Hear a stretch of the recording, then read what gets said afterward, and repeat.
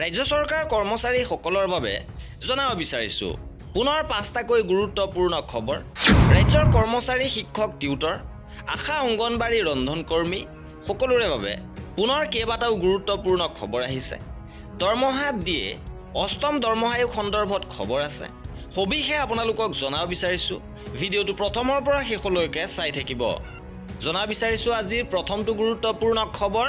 কৰ্মচাৰীসকলৰ হৈ পুনৰ দাবী উত্থাপন কৰিছে ৰাঘৱ চাদ্দাই। পুনৰ লোকসভাত কৰ্মচাৰীসকলৰ হৈ তেওঁ এক গুৰুত্বপূৰ্ণ মন্তব্য কৰিছে। এইবাৰ তেওঁ এই মন্তব্য কৰিছে যে মই সংসদত দাবী জনাইছিলোঁ যে পেটাৰ্নিটি লিভ ভাৰতত আইনী অধিকাৰ হ'ব লাগে। সন্তান জন্ম হ'লে পিতৃ মাতৃ দুয়োকে অভিনন্দন জনোৱা হয়, কিন্তু যত্ন লোৱাৰ দায়িত্ব এজনৰ ওপৰত পৰে। এজন পিতৃয়ে নৱজাতকৰ যত্ন লোৱা আৰু চাকৰি কৰি ৰখাৰ মাজৰ পৰা এটা বাছি ল'ব লাগে, আৰু এইগৰাকী মাতৃয়ে স্বামীৰ সহায় অবিহনে প্ৰসৱ আৰোগ্যৰ মাজেৰে পাৰ হ'ব লাগে। প্ৰসৱৰ ঠিক পিছতে মহিলাগৰাকীক আটাইতকৈ বেছি প্ৰয়োজন স্বামীৰ উপস্থিতিৰ। পত্নীৰ প্ৰতি স্বামীৰ যত্ন লোৱাৰ দায়িত্বও সমানেই গুৰুত্বপূৰ্ণ, আৰু এই বিষয়টো মই সংসদত উত্থাপন কৰিলোঁ কাৰণ যত্ন লোৱাটো এক ভাগ বতৰা কৰা দায়িত্ব। আমাৰ আইনসমূহে সেই কথা প্ৰতিফলিত কৰিব লাগিব। এইবাৰ জনাব বিচাৰিছোঁ অসমৰ 8ম দৰমহা আয়োগক লৈ আহিছে এটা ডাঙৰ খবৰ। অসম 8ম দৰমহা আয়োগত পুনৰ নিযুক্তি দিয়া হৈছে। এইবাৰ জনস্বাৰ্থৰ খাতিৰত তলত উল্লেখ কৰা বিষয়া কৰ্মচাৰীসকলৰ সেৱা 8ম অসম দৰমহা আয়োগ 2024ত সংলগ্ন কৰাৰ বাবে তৎকালীন প্ৰভাৱেৰে অস্থায়ীভাৱে বিত্ত বিভাগৰ অধীনত দিয়া হৈছে। শ্ৰী জিন্তুমণি দেৱ শৰ্মা ASO আৰু শ্ৰী সত্যব্ৰত বৰ্মন JAA এওঁলোকক 8ম অসম দৰমহা আয়োগত নিযুক্তি দিয়া হৈছে। এইবাৰ জনাব বিচাৰিছোঁ অসমৰ কৰ্মচাৰীসকলৰ বাবে আন এটা বৃহৎ সুখবৰ। দৰমহা সন্দৰ্ভত আহিছে এই সুখবৰ। এইবাৰ চৰকাৰী কৰ্মচাৰীৰ দৰমহা কেন্দ্ৰীয় কৰ্মচাৰীৰ সমাহাৰত কৰা হ'ব। এই প্ৰতিশ্ৰুতি প্ৰদান কৰিছে বিজেপিয়ে। বিজেপিৰ নিৰ্বাচনী ইস্তেহাৰ ইতিমধ্যে মুকলি হৈছে, আৰু ইয়াত এই কথা ঘোষণা কৰিছে যে চৰকাৰী কৰ্মচাৰীৰ দৰমহা কেন্দ্ৰৰ সমাহাৰত প্ৰদান কৰা হ'ব। এইবাৰ জনাব বিচাৰিছোঁ DA বৃদ্ধিক লৈ এটা ডাঙৰ খবৰ।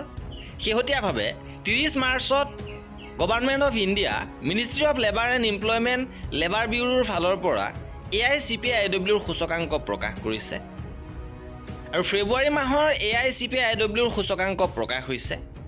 এইবাৰ 0.1 পইণ্ট হ্ৰাস হৈছে, আৰু ইয়াৰ লগে লগে AICPIWৰ সূচকাংক 148.5 পইণ্টত থিয় দিছে, আৰু 148.5 পইণ্ট হোৱাৰ লগে লগে কৰ্মচাৰীসকলৰ DA 61.37% হৈছে। গতিকে কৰ্মচাৰীসকলৰ DA এইবাৰ কিছু পৰিমাণে হ্ৰাস হৈছে ফেব্ৰুৱাৰীত।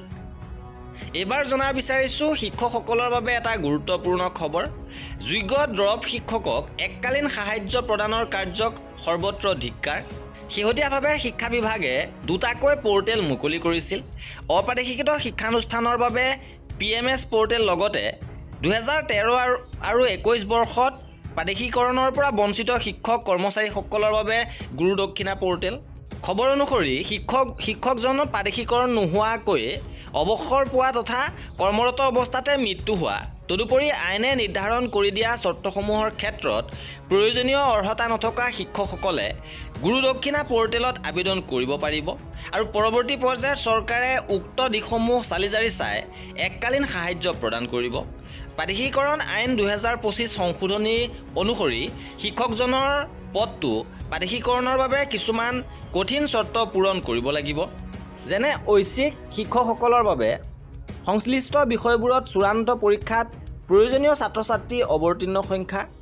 শাখা শিক্ষকসকলৰ ক্ষেত্ৰতো প্ৰতিটো শাখাৰ বিপৰীতে প্ৰয়োজনীয় ছাত্ৰ ছাত্ৰীৰ সংখ্যা অথবা বিদ্যালয়ত যোগদানৰ তাৰিখ, ডাইচত নাম সন্নিৱিষ্টকে ধৰি চৰ্তসমূহ পূৰণ কৰিলেহে শিক্ষক বা টিউটৰ হিচাপে স্বীকৃতিপ্ৰাপ্ত হ'ব।